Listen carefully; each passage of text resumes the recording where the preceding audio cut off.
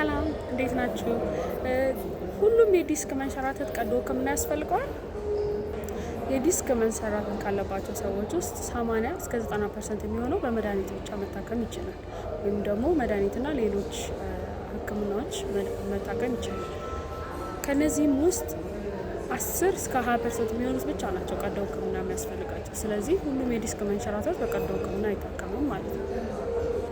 አብዛኛውን ጊዜ የተንሸራተተው ዲስክ በራሱ የመመለስ እድሉ ከፍተኛ ነው። ስለዚህ ሁሉም የተንሸራተተ ዲስክ ኦፕሬሽን ያስፈልገዋል ማለት አይደለም።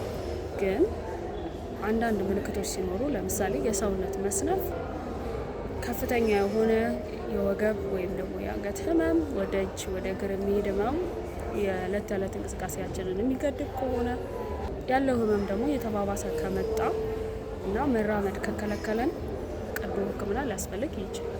ስለዚህ ሁሉም የዲስክ መንሸራተት የቀዶ ሕክምና አያስፈልገው።